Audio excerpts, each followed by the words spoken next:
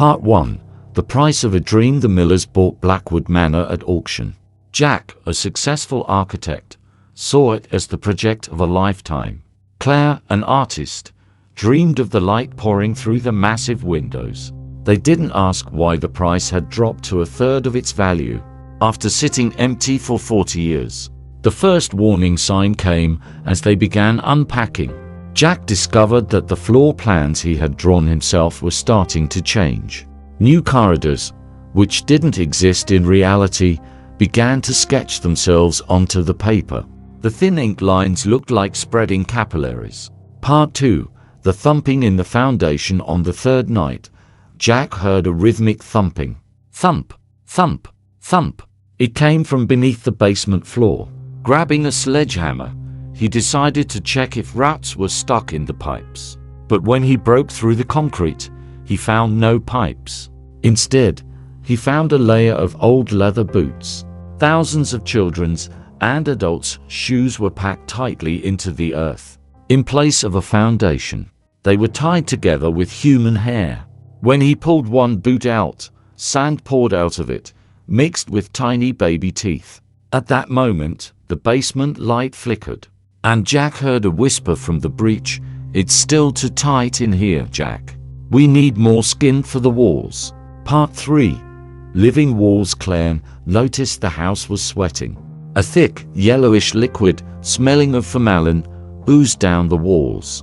When she tried to wipe it away, the wallpaper yielded under her sponge like soft flesh. She screamed and jerked her hand back. A clear imprint of her palm remained on the wallpaper, refusing to fade. Lily, their daughter, stopped playing with her dolls. She spent hours standing by the ventilation grate, singing a lullaby. "Who are you singing with, Lily?" Claire asked, clutching a kitchen knife. "With Jack's mummy," the girl replied. "Only she doesn't have a jaw, so she just hums. She says Daddy will soon become a door hinge." Part 4. The room that isn't there. Jack discovered that, according to his new blueprints, there should be a room in the center of the house with no doors or windows, exactly 4 by 4 meters. He took an axe and began hacking at the wall in the second floor hallway. Behind the wooden boards, he found not an empty space, but a room filled with old clothes. Hundreds of coats, dresses, and suits hung on hooks driven directly into raw meat that served as bricks. The house hadn't been built of wood. It had been grown around something ancient. In the center of this room, sitting on a stool, was Mr. Hyde. He wasn't a ghost. He was a construct of bone and a rusted sewing machine. His needle hands were feverishly stitching together pieces of wallpaper and human skin. Part 5. The escape attempt. The family tried to flee. They jumped into their SUV and sped down the driveway. But no matter how far they drove, the headlights always caught the same thing: the front porch of the house. Space had looped back on itself. Jack looked at the dashboard. The GPS showed they were still in the living room. "We aren't leaving, Jack," Claire said. Her voice had changed, becoming dry and rasping. She slowly raised her hands to her face and began feeling for the stitches on her cheeks. "We are part of the interior now. We are the fresh upholstery." Part 6. The architect's response. The moment Mr. Hyde's sewing needle touched Jack's skin, something clicked in his mind. He was an architect. He knew that every building, even a living nightmare, has a critical load-bearing point. "Claire! Lily!" he shouted over the roar of the sewing machine. "This isn't a house. It's a parasite. It feeds on our fears and memories. Don't give it what it wants." Jack realized the house only changed its layout when they were afraid. The stronger the panic, the stronger the walls. He closed his eyes and began to visualize not a mansion, but a vacant, scorched plot of land. He forced himself to remember not his dream home, but the cold, hard logic of blueprints. Part 7. The cleansing fire. Jack tore himself free from Mr. Hyde's bony grasp. He knew where the heart of the monster was. Not in the basement, but in that secret room where the clothes of previous victims were kept. He grabbed a canister of solvent he had brought for repairs and doused the mountain of old coats. "You wanted to be our fortress," Jack growled, flicking his lighter. "Become our funeral pyre." When the flames touched the fabric, the house let out a sound the Millers would never forget. It wasn't the crackling of wood. It was a human scream erupting from every floorboard and every vent.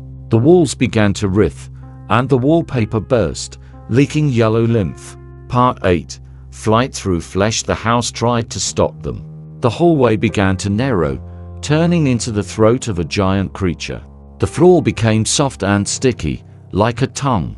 "Run for the window," Jack yelled, scooping Lily into his arms. They leaped through the stained glass window of the second floor. At the exact moment the house began to literally collapse into itself. The air filled with the stench of burnt wool and formalin. The ending, ash on the hill. They landed on the grass and, without looking back, sprinted for the car. This time, the road didn't loop. As the final, deafening explosion of the foundation roared behind them, space straightened out. They stopped at a safe distance and turned around. There was no mansion left on the hill, not even ruins. There lay a black, smoking pit filled with ash and thousands of charred boots. Jack hugged a sobbing Claire and Lily. They had lost everything, their money, their savings, their mortgage. They were homeless. But looking at the sunrise over Connecticut, Jack felt free for the first time. "Daddy," Lily whispered, squeezing his hand. "Look." She pointed to the embers. There, among the coals, the Polaroid photo was slowly burning. The image on it was changing before their eyes. The stitched mouths were vanishing, replaced by their real, tired, but living faces.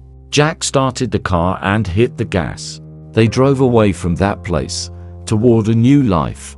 They didn't have their dream home, but they had something more important. They were still a family.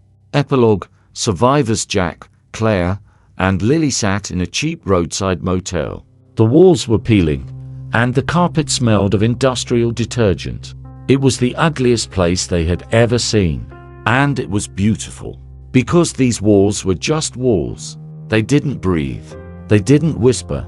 Jack walked to the window and looked at his hands.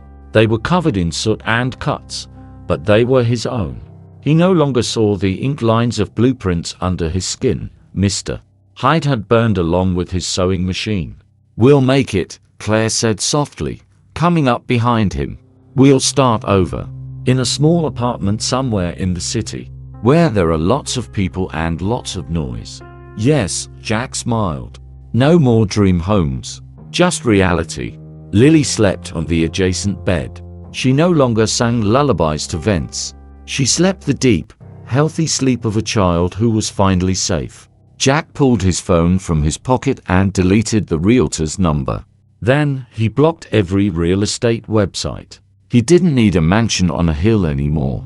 He realized one vital thing: home isn't the foundation or the walls. Home is the people you are willing to burn alive for. Outside, the dawn was breaking, painting the sky in golden hues. The Millers were poor, they were homeless, but they were alive. And that was the greatest victory of their lives.